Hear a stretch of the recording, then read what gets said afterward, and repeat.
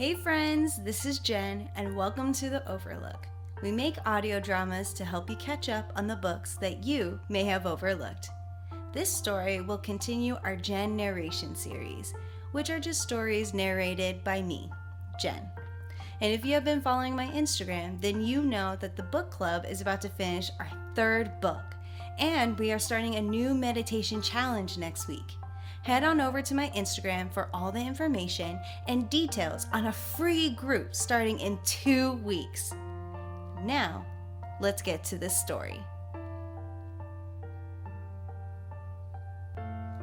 Somewhere in Berlin, a Russian man strapped with C4, welding a submachine gun, puts his back against the wall and hovers his twitchy, trembling thumb over the red detonation button. I don't know a thing about you. How do I know that the police didn't send you? How do I know that? For all I know, you're one of the good guys down there, here to take me in. Oh, I'm anything but good, Natasha says from the other side of the hotel wall. And I'm not one of them. Listen to my accent. I'm Russian, like you. But you can't prove that, can you? That you're not good? The man asked.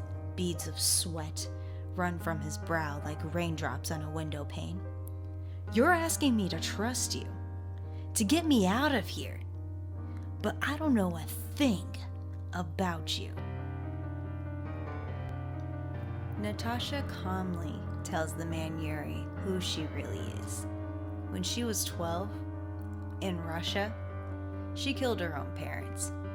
Instinctively, Yuri asks why Natasha would do such a thing. She simply responds that it was because she wasn't a good person. Even at that young age, she was the worst. So she became a criminal. She sank into the criminal underworld. In those days, it was not a joke. Only the toughest of the tough survived. She married one of the most powerful drug dealers on the street. It didn't last long. She caught him with another woman. So, she dispatched both of them. From there, she became a rogue. She started doing whatever she could, for safety or for money. Natasha continues to tell Yuri, that's what I'm doing here now. A job. For money. I don't care about you. I don't care about everyone outside.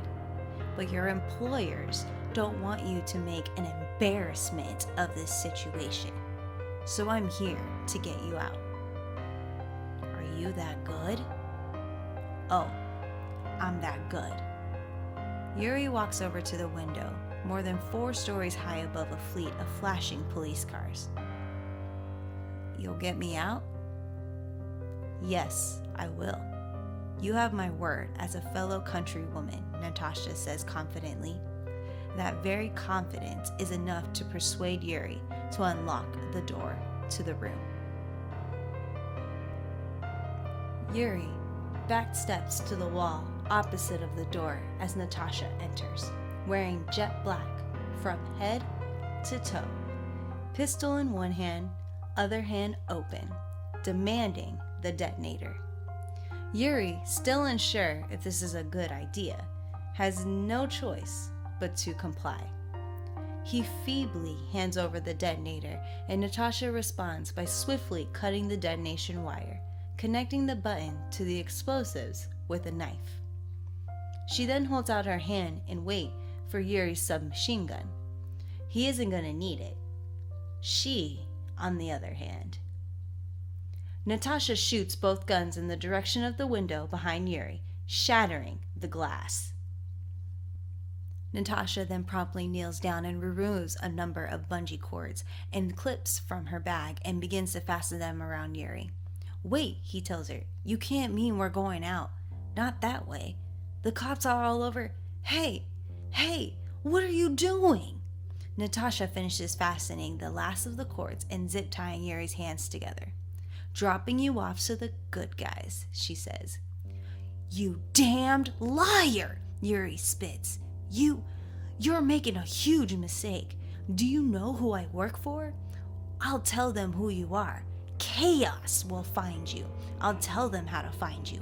I'll tell them your life story. They'll find you." Natasha smiles coolly before throwing Yuri out the window. Considering it was a lie, it won't do you much good. You see, no one will ever know my full story. Natasha exits the room quietly and makes it down the hallway to the elevator. She removes the crowbar, propping open the shaft doors. The crowbar, effectively stopping the elevator in place, is a cheap and efficient tool that Natasha maximizes the use of in order to make her escape. She enters the elevator, then exits using the ceiling door. She then climbs to another floor of the building in order to discard her wig and glasses before leaving all together. 20 hours later, in Central Park, Natasha meets with Isaiah, her lawyer and manager. He tells her that she really ought to charge more for these short notice jobs. She could have just as easily made twice the amount she was awarded. He is there to consider all of the financial costs of managing her numerous properties, which are apparently piling up. Then I better get to work. You said you had another job for me? Isaiah energetically stabs at his phone to send a message, a confirmation, something to another client. With his tailored suit, bow tie, and childlike haircut, the more than 30 Isaiah looked to be the epitome of stress. "Just a minute. Here," he says before walking over to a nearby bench in order to hopefully receive a semblance of comfort. Natasha looks at the man from behind her blood-red aviators and asks him, "Isaiah, is there anywhere you don't seem out of place?" "Yes, the jacuzzi in my house in Maine. But it's just holding this stupid heavy briefcase. Voila!" he says as he places the phone down, removes a manila folder from the briefcase, handing it over to Natasha for inspection. Within it, a picture of a middle-aged, bald Caucasian man. Natasha lifts her glasses and examines the man. "Dubai, a hit?" "Yep." "And you checked it out?" "He passes all the usual tests." "Okay. And it pays well." Natasha slides her glasses back down before she responds to her lawyer. "Listen, Isaiah, I have you for the finances because I want to be sure that no matter what I do, this does not become about gain for me. I appreciate that you found me a better deal, negotiated, all those things I'm terrible about. But I can't start to think about this as for a profit venture. This is my atonement." Isaiah finished, the sound of repetition in his voice. Yeah, you've told me before." 36 hours later, in Dubai, within a very expensive hotel, a short, somewhat intimidating bald man is escorted to an elevator by his security detail. They enter the elevator and the elevator operator clicks her designated button so that they may begin the incline to the man's penthouse suite. Natasha, in the disguise as a housekeeper, enters the same elevator shortly after. She dispatches the elevator operator and discards her wig. Again, she exits out the roof of the elevator to make it to her designation. In order to get to the suite nearest to the man's, Natasha must use her grappling hook to ascend the side of the tower, as well as employing the use of the patented circle cut into the window to make an entrance for herself. When she arrives, she sets up shop, equipping her gauntlets, her pistol, a Stark brand RPG, and number of listening devices. She hears two voices. The first saying, Mr. Lucas, you gots to listen. Tonight's meeting is meaningless if they're unwilling to negotiate. There is far too much money at stake. Shut up, will you? The bald man Mr. Lucas snaps, now petting his Shiba Inu. He continues. The meeting is happening. We have as much to gain as lose. Now find me some wine. If I have to listen to you interrupt me with your nonsense concerns one more time, I swear, Kristoff, I will kill you and let Miss Sophie here eat your flesh. Animal cruelty, Natasha confirms as she double-checks her weaponry. The thing about Natasha, you don't need to know much about her. You don't need to know where she came from. Something you should know, though. She loathes confrontation. All the evidence to the contrary, she knows. The people she's going to meet, they're not good people. In fact, she makes sure they're pretty much the worst. But that doesn't mean she doesn't want to put hollow points in their heads.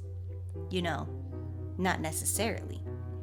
Sometimes, though, you do have to hurt one pretty bad. Another affluent man, supported by security detail, exits the elevator and make their way to Mr. Lucas' suite. As they enter, Mr. Lucas greets them warmly, offering him a seat. Natasha waits a few moments before knocking. After she does, she hides in an indentation in the ceiling so that she can keep the element of surprise on her side. Two men answer the door with submachine guns and pistols in hand. They look left and right and find nothing, much to the ire of Mr. Lucas, so much so that he offers to send out more men in support. One of the bodyguards assures Mr. Lucas that backup is not necessary. The fear the man has for upsetting his employer is palpable. It's honestly a shame. Natasha releases herself from her hiding spot and falls on top of the first guard. She lands on his back and wraps her left arm around his neck and uses her right arm to grab the guard's forearm and twist it, snapping the man's elbow out of place. The second guard rushes over to help his comrade, but Natasha proves to be too quick. She places a perfectly aimed click on the man's jaw, knocking the man out as a result. Then she flips the first man over her, and he slams against the wall, effectively knocking him out as well. Inside the room, Mr. Lucas jumps to his feet. What's going on out there? Kill the intruders. Kill all of them. Bring me their heads. The remainder of the bodyguards, belonging to both Mr. Lucas and his guests, exit the building and draw their weapons. They are easily taken down by more pinpoint strikes as precise as Black Widow bites. One of the guards has sense enough to try to sprint back to the hotel room, but he is stopped with ease. Growing weary of waiting, Mr. Lucas draws his revolver and looks at his guest, saying, Some things you have to do for yourself. Isn't that right? I'll shoot him in the neck until his head comes off. Suddenly, a lone bullet flies in the room and hit the gun in Mr. Lucas' hand, disarming him and causing the pistol to fall to the ground. Enraged, Mr. Lucas bellows in the direction of the door. Whoever you are, come in. I'm not afraid of you. You can kill an army, but you still have to face me. I've killed dozens of agents like you sent to kill me, so step into the room and face me, or... Natasha throws a flashbang into the room and it rolls to the feet of Mr. Lucas before it detonates, blinding both of the gentlemen inside. Mr. Lucas falls but attempts to regain his composure and stand to his feet. If you're going to kill me, do it to my face. Don't throw your toys around like a coward. Natasha walks over with the Kevlar vest in her hand and tells Mr. Lucas to put it on, informing him that she was not hired to kill him. She was hired to kill his assassin. The other gentleman in the room attempts to reach for the revolver on the floor, but Natasha answers this by shooting the man in the hand without uttering a word. Stand by the window, she tells him. What? Why? Why would I? Because if you don't, I will kill you, she says as she reaches for her RPG. And because your real killer has a sniper rifle somewhere in the building across the way. Natasha pushes Mr. Lucas in front of the window, and the sniper positioned in the building across the street zooms in on his target. The sniper, unaware of the bulletproof vest, fires off a round. The bullet zips through the air, leaving a trail of smoke, and pierces the hotel glass and collides with the center of Mr. Lucas' stomach, knocking him off his feet and onto the floor. Seeing the bullet's trail, Natasha lifts up her RPG and aims it at the ammunition origin point. She prepares to fire the rocket out of her window, telling herself, I hope I'm zeroed in. The rocket shoots out of the weapon and barrels through the air towards the opposite building. It makes it to its destination, and with an explosion, the rocket kills the sniper and destroys the room in which he shot from, removing any, if not all, evidence of his being. Yep, it was zeroed in, Natasha confirmed with a smirk, almost proud of herself. Mr. Lucas, clutching his stomach in pain, yells, You think you can ruin my deal and use me? I know your name, Black Widow. The Avengers, S.H.I.E.L.D., the government, they'll hear about your tactics. Natasha turns to Mr. Lucas and tells him, If you know my name, then you know I don't play by anyone's rules. 15 hours later in Little Ukraine, within New York City, Natasha tells her friend, So that's what happened. I had a hurt one. Pretty bad. That's what the blood is, Leo. So listen to me. I told you I don't mind hanging out. I told you I'd feed you once in a while. But I'm not adopting you. And you can't lick me. I'm serious. How could I ever take care of a cat? Natasha turns to leave Leo with her last saying. Anyway, like I said, no confrontation. We'll be okay as long as we're okay. Got it? You make this a thing and I'm going to get upset. Scratching, biting, whining at me. Forget all of that. She enters her home and corks her wine bottle before cleaning the last remnants out of her glass. How many more jobs? She asks herself as she looks out of the kitchen window above the sink. How long will it take? She doesn't know if she can do it, even if she could forgive herself. This is what she is now, and you'll never know who she was before.